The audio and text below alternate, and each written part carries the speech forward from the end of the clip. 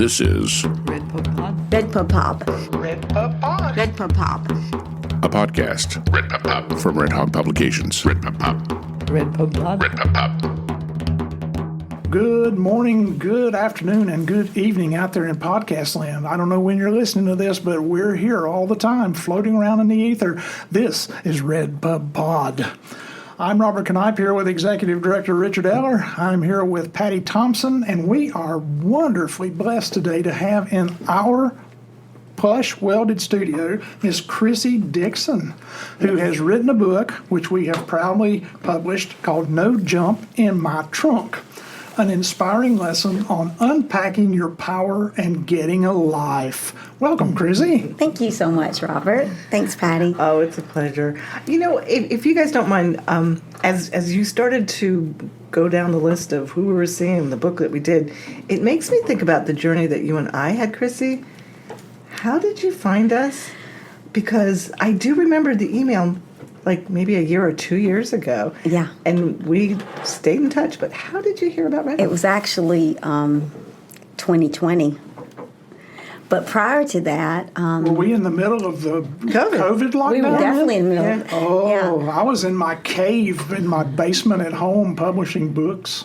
Yeah, She was writing. I was a little bit in a cave, and you know, people say find your why, but I tell them first my how, because how I started writing was I was one of those folks that was non-essential. And after I did all this, went home and did all the cleaning and cleaned out the closets and first in line in Walmart, that's when I finally sat down and said, okay, what are you going to do? You're not going to just sit here and clean and wash dishes the whole time. And that's how I decided that I would write a book. And you found Redhawk how? Oh, I love that. I have my biggest fan is my husband, of course, but also my mother. And way before that, I do a speaking business called Cheer Up and Live.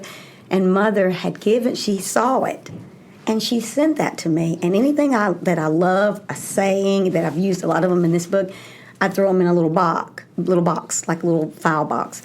And when I was pulling stuff out, I found Redhawk. So even before, you know, I even had a plan, I reached out to you. Wow. And we did stay in touch. And Richard and Robert, you guys might not realize this, but she got in touch with me in 2020, and I was cheering her on, but I might not have heard from her for 8 or 9 months at a time. Mm-hmm.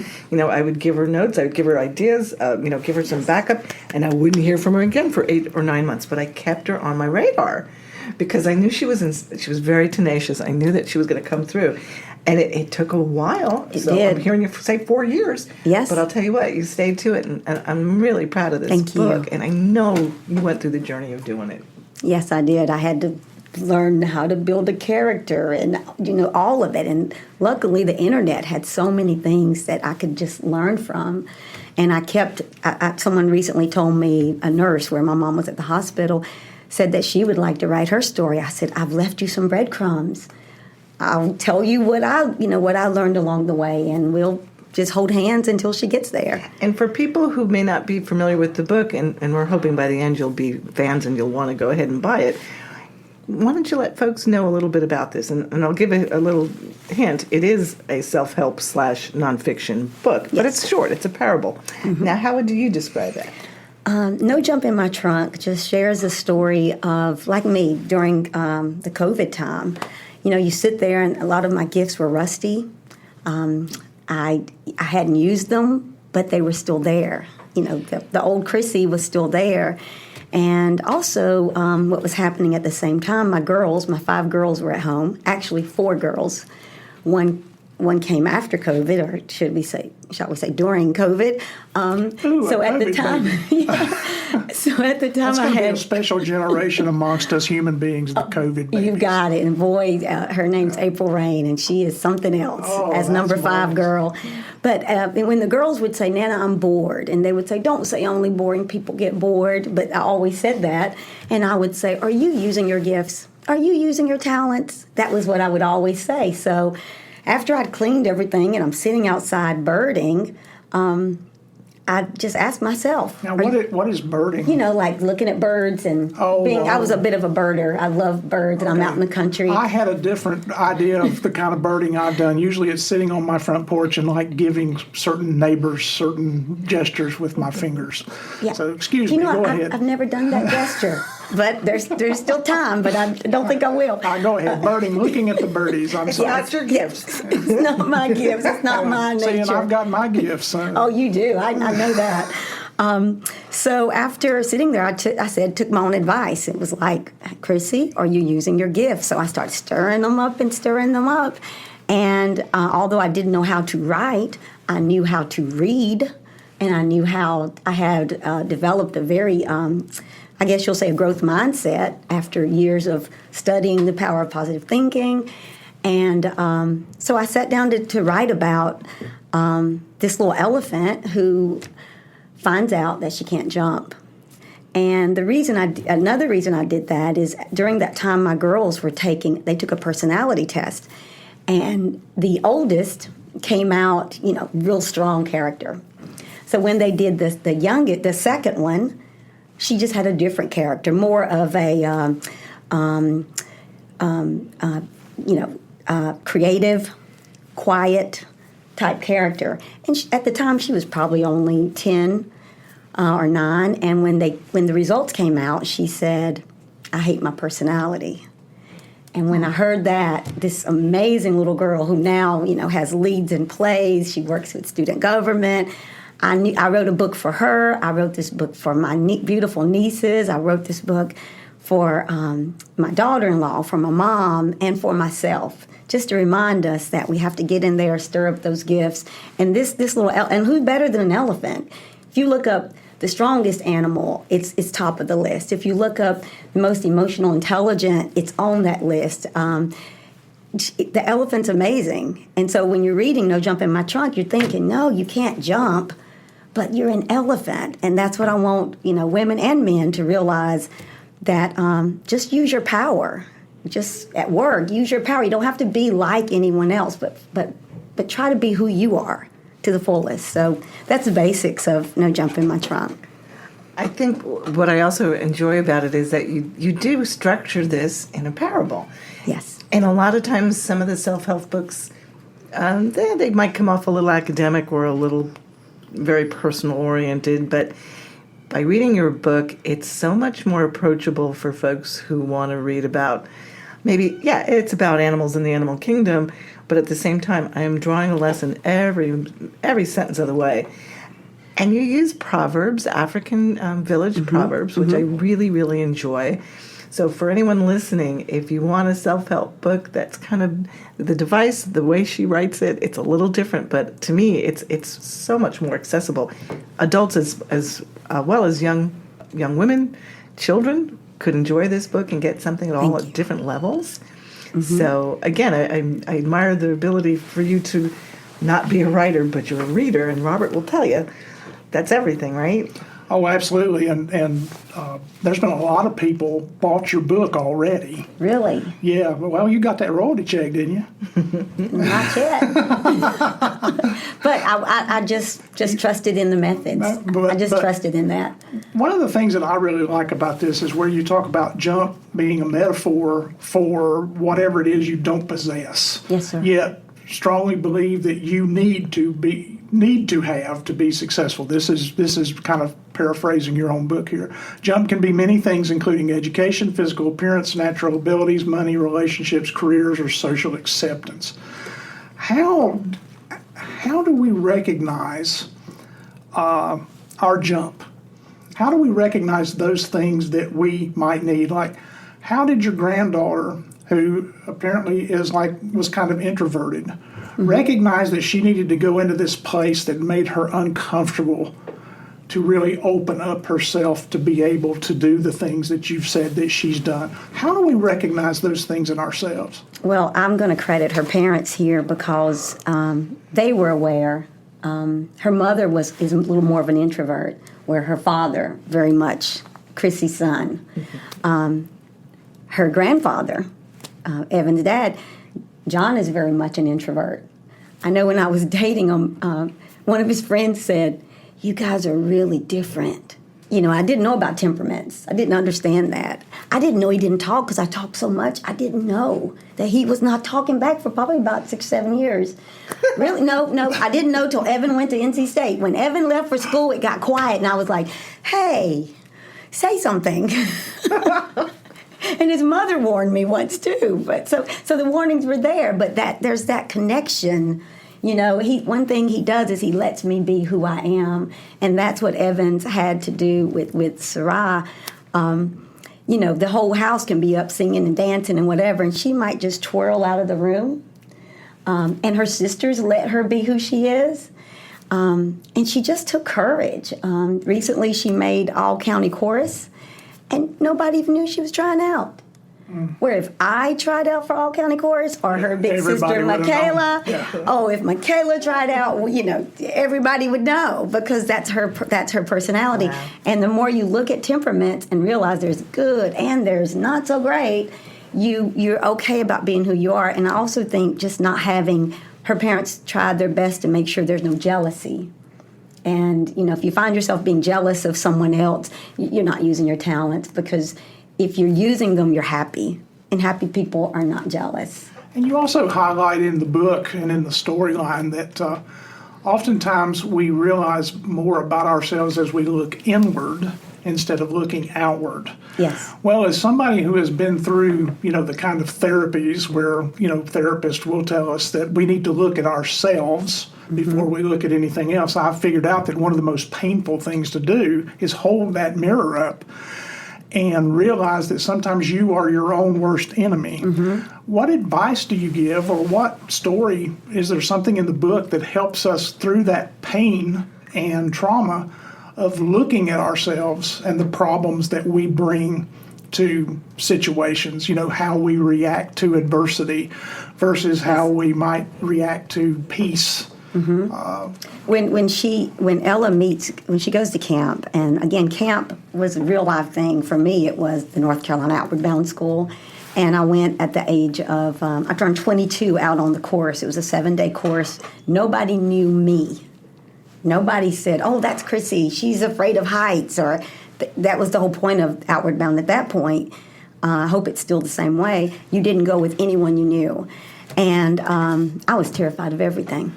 I was afraid. I saw a sign, beware of bears. I was up in Franklin. I was afraid of other campers. But I did the work it said. I was able to run 5 miles. I got off of caffeine, so I did the stuff I needed to do. But when I got out there, I immediately ran into obstacles and started finding my way around it and meeting all kinds of other people and realizing, maybe he was good at the ropes course, but look how he's acting now that we're on the water and he can't control it. They put me in a canoe with a gentleman from New York, and he was cursing the whole time.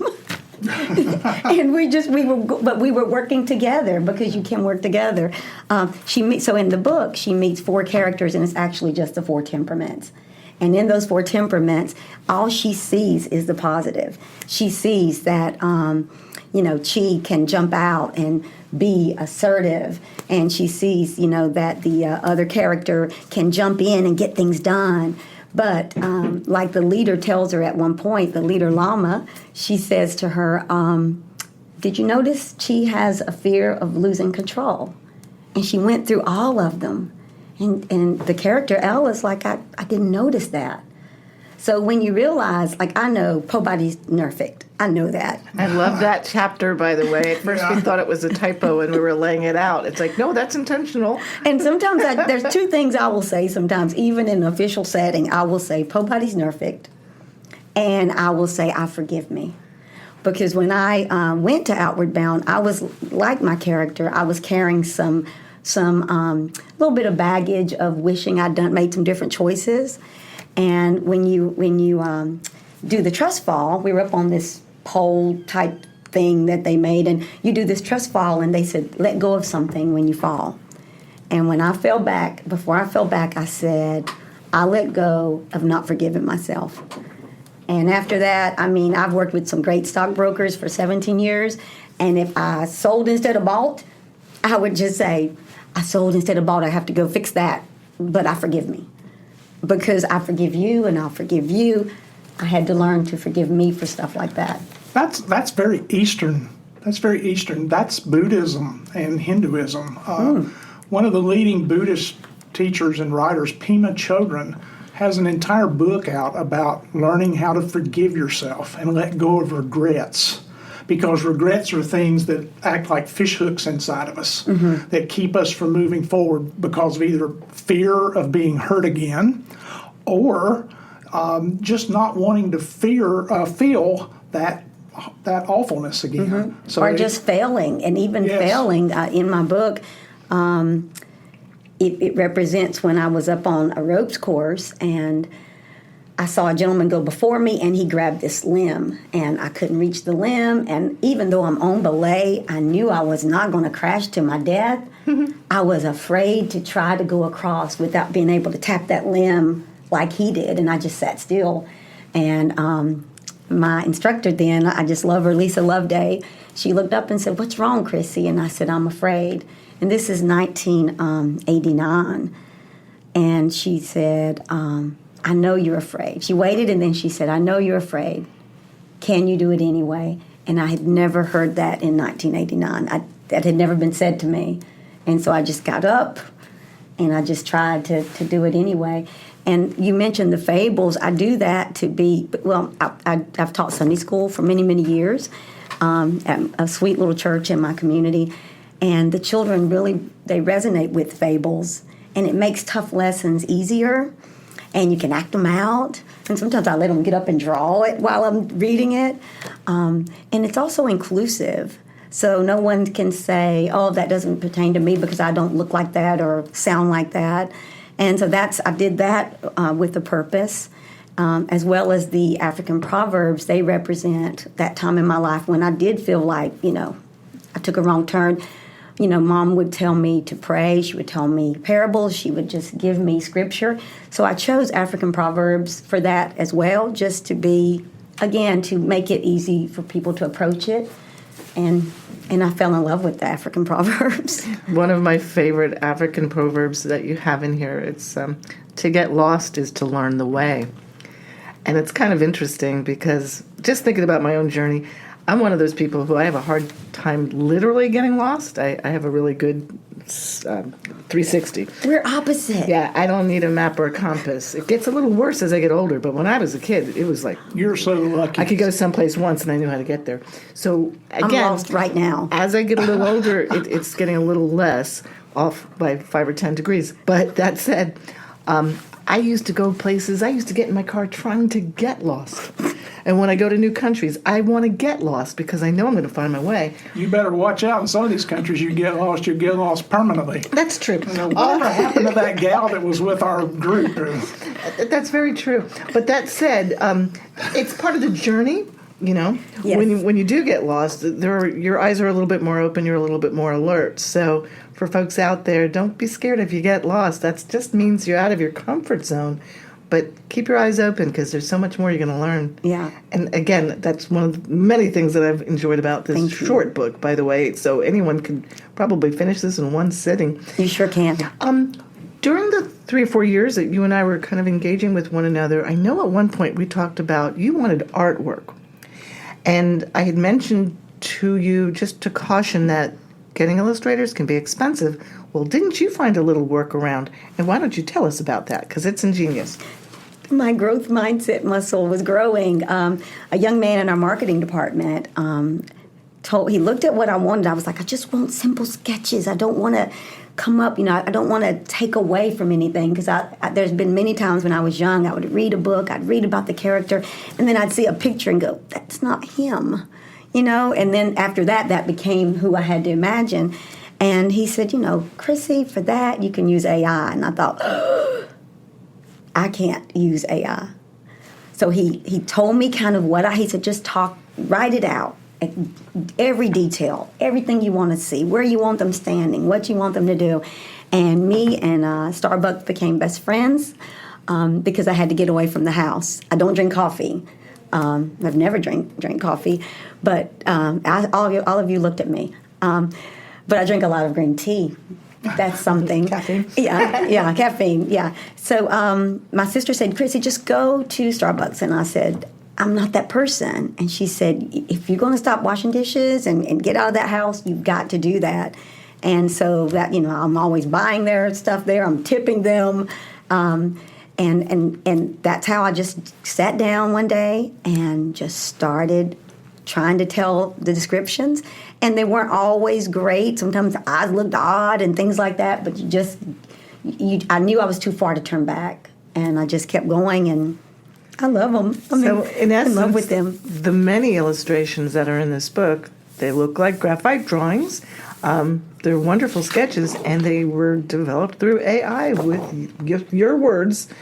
Came out those wonderful illustrations. So kudos for you. Thank you. And that's why I credit AI in the book. Yeah. I asked AI how to credit itself, and because I didn't want anybody to think I drew any of this. That's so wonderful. Now, speak a little bit about Ben Precup. Was he the one that helped you with the It was AI? Ben Precup. Now, for those out there who might be familiar with Austin Allrand's book. Yeah, Ben did the cover for Austin's book. The Legend of the Isle of Cats. Ben did something else, too. I love but that I cover. can't remember now what it was. I know he helped us with some of Catawba Valley Festival of the Arts posters. Very talented. Very talented patient, graphic very designer. kind. This is a perfect moment for me to do the advertising. Well, please do. We need to go to redhawkpublications.com right now. Just put us on pause, and on your phone, go to redhawkpublications.com. You can get No Jump in My Trunk right now. It's a discount off of the $15 regular price. It's on sale for $12, and we'll ship it to you right to your home where you don't have to worry about going out and getting it. It's also available on Amazon.com. And I'm not sure whether any of this is at our sponsor, Tasteful Beans. I'm not sure if Scott Owens has it in stock or not. If you go to Tasteful Beans and you want Scott to carry it, then say, get No Jump in My Trunk, Scott, right now. And he will email us and we'll get him some. And by the way, Tasteful Beans is our sponsor. It is our And sponsor. as much as we love Starbucks, we do support Tasteful Beans because they not only have a wonderful owner and poet, Scott Owens, but they also sell some of our books. That's great. And it really is a good place to go and write and work and things like that. I can do that on the weekend. Because what you've talked about here is there's several little threads here that are fascinating to me. I want to get in right quick because I like to yak and this, that, and the other. But first of all is this thread of you utilized critical thinking on your project to figure out the best way to deliver the message you wanted to deliver. So this is where you arrived at using the African proverbs, the African stories. For all of you folks out there who are gestating talents and writers, there's two things that this story represents that are very important for you to recognize. First of all, Chrissie Dixon utilized her thinking and her critical thought to figure out the best way to deliver her message. How does she want to exemplify the illustrations in her book? How does she want to do it? Because some people are against AI. They feel like it takes money out of the pockets of human beings. However, she basically was the artist of her own AI because she had to tap into her own intelligence and her own use of words to direct the AI to give her what she wanted. So in fact, she's also the illustrator of this. Such a good point, because some might say, well, that could have been money going to an illustrator, but the fact is, she had so much specificity That's a hard word. that she could not have gotten from an illustrator. She had a vision, so she kind of had to do it. So again, kudos, because you're absolutely right, Robert. She kind of, in her own way, she is the illustrator of this. And I was you one tell of those AI people. what to do. I didn't want to take away from an artist, and that's why I was trying to find one. But an artist is the one who told me, Yeah. for something like this, just go for it. He said, you're not taking away. He said, it also enhances his art. Exactly. And here is one of the most healthy ways to look at AI. It's like in my writing classroom, I teach my students how to use artificial intelligence to revise their writing. Now, they have to do a couple of drafts, but there is a time when we're going to give it to Grammarly or we're going to give it to ChatGPT and let it tweak it and let it give us advice and ask us questions that will help tweak and fix our critical thinking toward our own work. So AI is here to stay, folks. It's not going anywhere unless somebody unconnects us from the grid and we can't power it. But if they do that, we're going to be in We have other issues. more mess. Yeah. But also the second theme that's in this is, Patty said earlier that you made the scene about 2020, contacting the press. And there were times where she wouldn't hear from you for months at a time. But you stayed on. And did Patty give you advice as you worked? Did you show her what you were doing? Yeah, at different stages. First, the main thing is she gave me encouragement. You're going to write a book. Go, you can do it. And then it was like, okay. So then you know that first of all, someone knows that I'm writing a book. That's helpful because then you've got to kind of write a book. And then as I would touch base with they're going to be disappointed if you don't do it. You just have to find your voice. I lost my voice as a teenager once, and now I'm just really big on making sure that I speak my voice. I speak my truth, and I have support around me that allows me to do that. Mainly my husband. He's just so good at letting me be me, and I'm a lot. And for some reason or another, you seem to trust Patty in her feedback. Can you tell us where that trust grows from? Well, my self-awareness that I worked on for many years, it was screaming to me, you don't know what you're doing. So when you're aware, if I tell someone, oh, I can't do that, they'll say, oh, yes, you can. And I'm like, listen, I know I can do a lot of great stuff. I can still do a cartwheel, okay? but there's some things I don't know how to do, and I have to sometimes even put my hand over my mouth not to talk and just listen and believe the process. And I knew and I don't go to just anybody for advice. I go to someone who knows what they're talking about. And then I soak that in. I'm like, okay. Even when I was at the brokerage firm, some of the older clients would say, do you know what I would do if I was you? And I'm like, what would you do? Because I've learned to listen to wisdom. But if what they tell you that they would do if they were you is incorrect or damaging to them, when you tell them such, do they listen to you? Do they trust you? I would not put all of my investments in that one basket. Because they might think, oh, I want to move all of my money into this. And you're saying, no, we need to diversify a little bit. Do they listen to you? Do they respect your knowledge as a... I know my wheelhouse. Okay. So when I tell people things like, if someone tells me there's a problem at work or something like that, I'll give them my best advice. I might say, shake it off. Or if it matters to you, go talk to them. But I think about that before I give advice. But I only use my wheelhouse. If there's the things that I know how. The people who reach out to me, it's like, will you look at this email? Do you think I should say this? Those are the things people come to me. They don't ask me to open up a tight jar lid or do any math or lift anything heavy.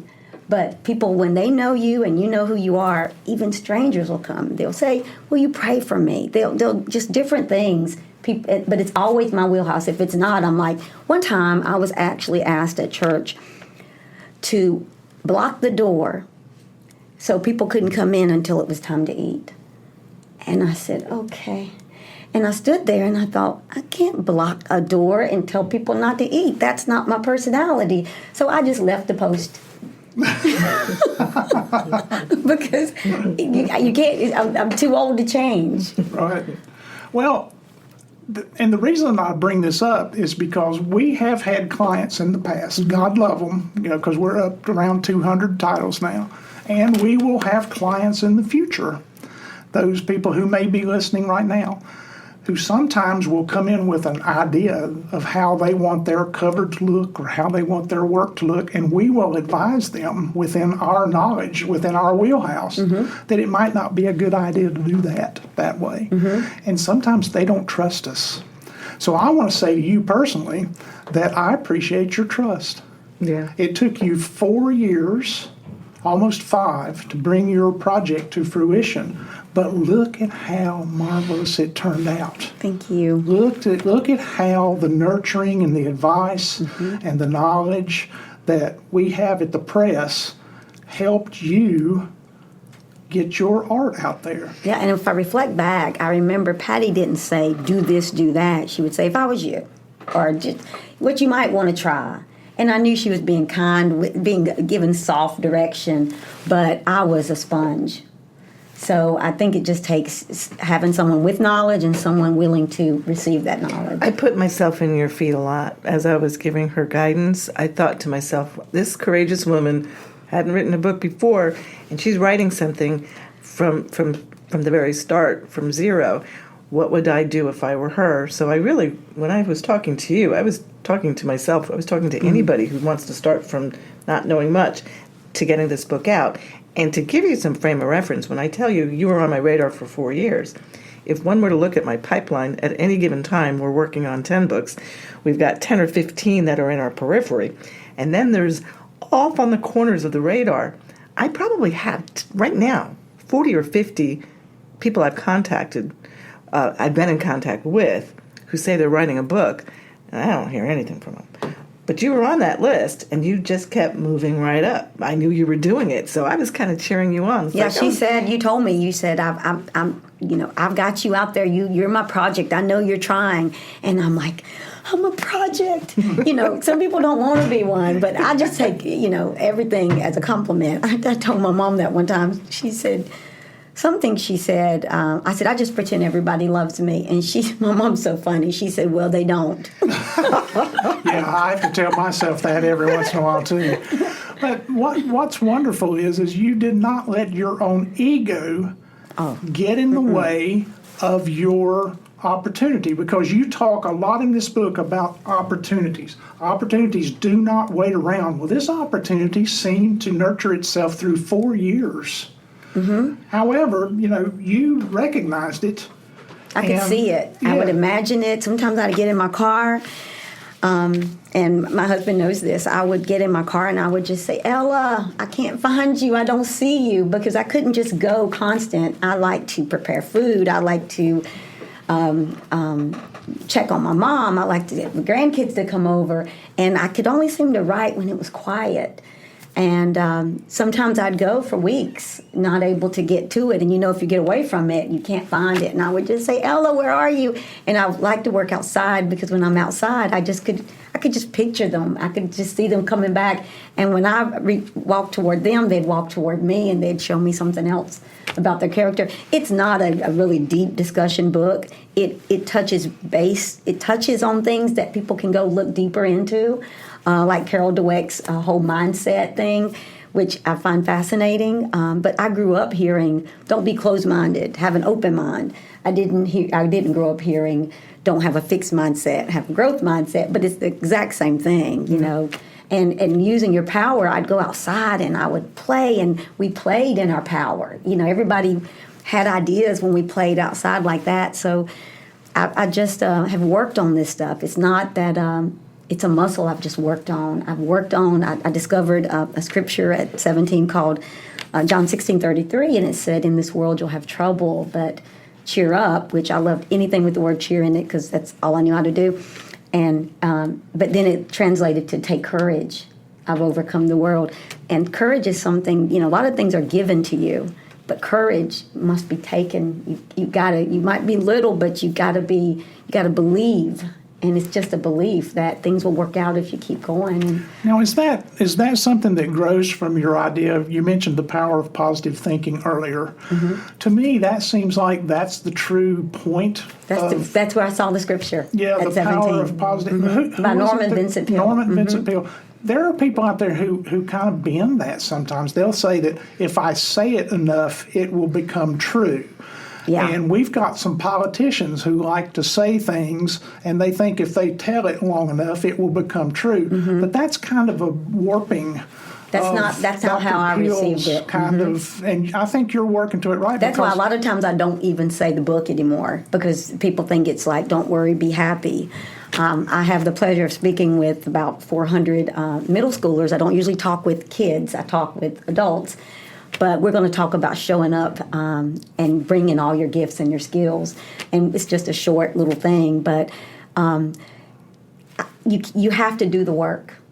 You have to let ego, oh my gosh, I had a good friend named Hazel who worked with me from England, and she said, Chrissie, she told me once, she said, it's so important not to give offense, but it's just as important not to take it.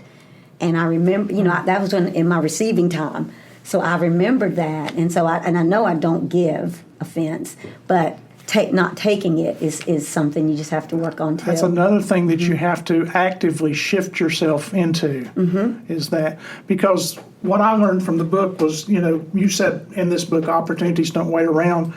And I think I know how to recognize opportunity, but I love the fact that you talk about drawing opportunity to us. And it seems like that's what you do. With the positivity and with the idea of keeping your ego in check and listening to others and respecting their talents and their expertise. And cheering for them, yay, good for you. Very good. And my son, 100 days till summer, we do things like 100 days till summer. So 100 days till summer, my number one son and only son started. So he said, I'm going to see if I can get back into the brokerage business. He was an insurance person. And so 100 days to summer, so hearing you talk, you don't think about it, but that was my son saying, I can do this if I keep going. And he had a couple of offers before the 100 days was over, and now he's a Merrill Lynch broker. But he had that same belief that gets passed down. Patty's making hand signs at me. How are we for time? I forgot to turn the timer on. We got 5 minutes, but okay. Well, then what? I'll let you go on, because I could talk about this for hours. Well, that's what I was just going to say. This is actually just fun conversation and very informative, and I'm sure folks out there are getting a lot from this. And by the way, make sure you get your copy of No Jump in the Trunk at our website, redhawkpublications.com. Perfect. Thank you. But that said, I want to encourage folks also to look at this book, just because we haven't laid a book out like this before. There's a lot of little doodly-dobs, if you want. I mean, we've got little elements. What kind of word was that? Doodly-dobs. I made it up. It's a new word. It's all one word, doodly-dob. Doodly-dob. But there's little elements that we have, like, between separating numbers on the bottom of the page and up on the top. It's a pretty book. It's probably our only book that I know of that has as many drawings of illustrations as art, not photos, but illustrative arts. Plus, it's got the call-outs of the proverbs. So it's a unique book for us to have done. And I know that there were some interesting challenges. Yeah, that was all you, Patty. You came up with. When I saw that, I was like, "Oh my gosh, I love it!" When you put that around the pictures. I'm pretty sure that's Aaron. Now, Ben, this is our new graphic arts edition. Aaron Mann, who is not here today to be in on the podcast, but Aaron did this was kind of her trial by fire. It was. She was really up to it in some. Yeah, she this enjoyed project. it. Again, she got to play a little bit with it, and we enjoyed her having fun with it, and we thank you for entrusting us to come up with something like this. I loved it. It is unique. It was a very, very satisfying and worthwhile collaboration, because that's what this is this is a collaboration between what we know how to do and what you want to see. Yeah.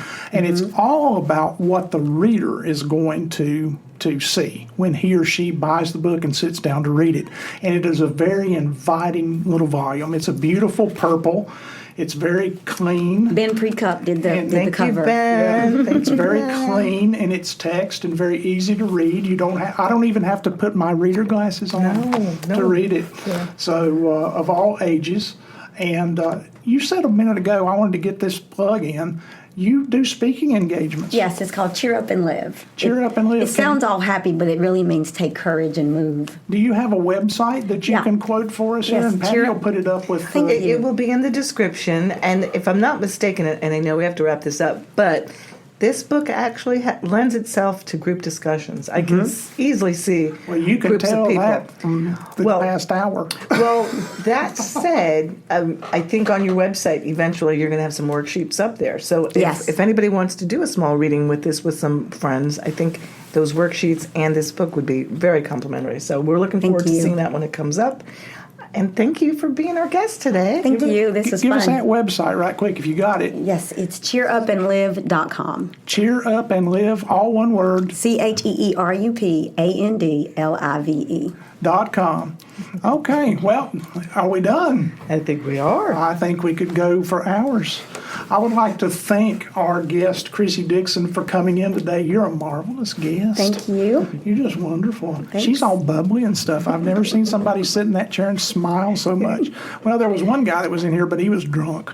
So Okay, that's you know why- my secret now. That's why, well, she's not drunk because I don't smell it. No, I don't drink. So this is Robert Knipe talking to you on RedPubPod with Patty Thompson and the nice and quiet engineer over here, Richard Eller, our executive director, the guy who makes it all worthwhile. And this is all executive producer Garrett D. Henshaw is involved here too. We would like to thank you very much. Go to our website and go to Tasteful Beans and RedPubPod. Can you say that, Chrissy? RedPubPod. She got it. Nearly. And RedPubPod. Yeah. So listen to this podcast as many times as you want to. I mean, play it over and over again. Just play it when you're not even in the room where we'll get some hits. Okay? And Thank you. And we'll see you next time. Bye. Take care. This is RedPubPod. RedPubPod, RedPubPod. a podcast. RedPubPod from Redhawk Publications. RedPubPod.